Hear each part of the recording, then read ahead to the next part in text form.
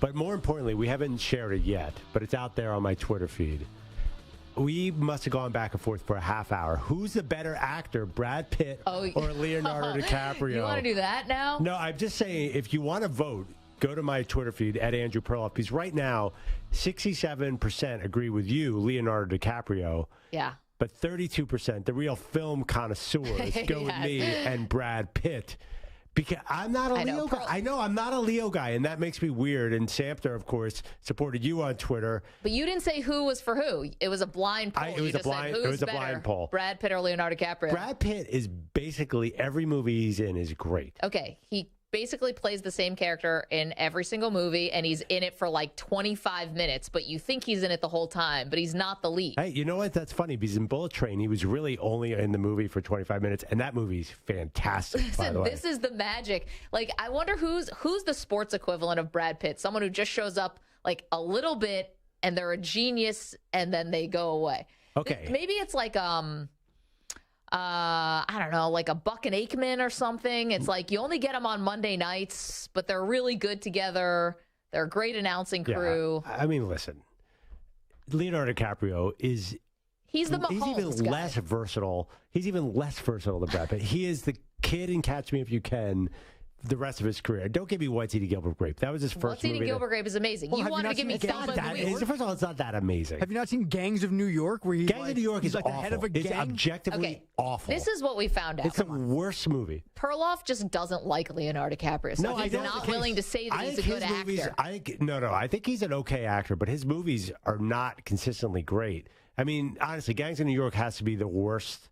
I don't know what movie you watched. It's one of my 20. The Irishman is the worst Scorsese. Maybe one of my 20 favorite movies.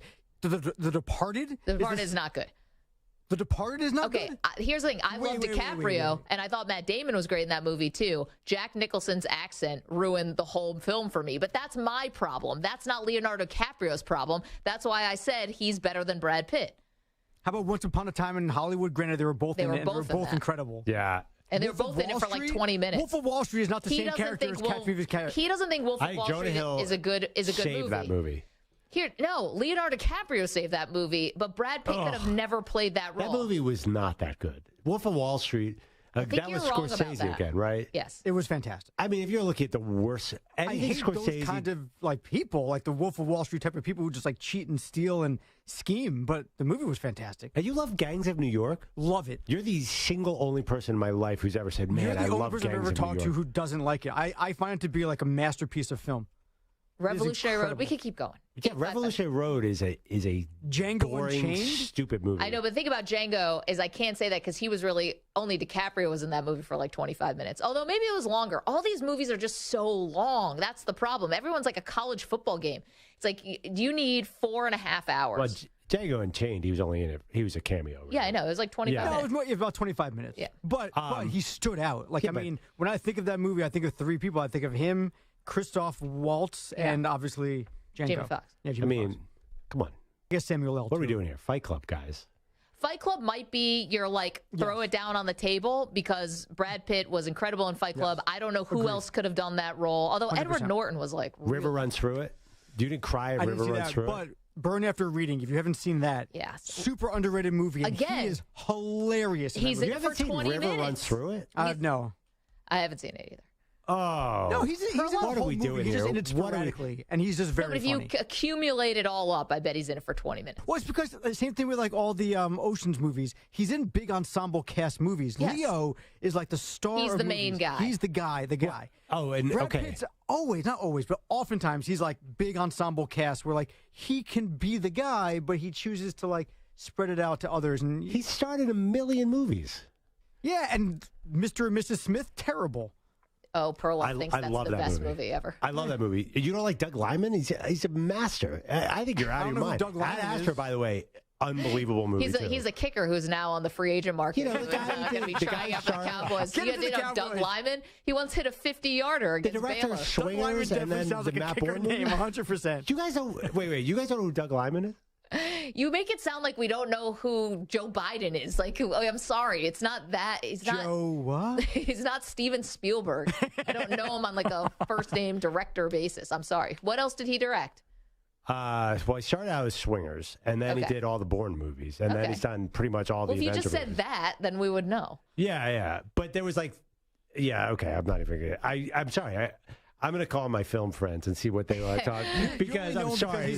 He's an Ivy League guy. He went to Brown, so you have this special connection with him. That's all it is. Perloff also had the ultimate flex on our pre-show call. We were talking about the Jonah Hill movie trailer that keeps running through all of these sporting events, where he's and it's basically a remake of Guess Who's Coming to Dinner.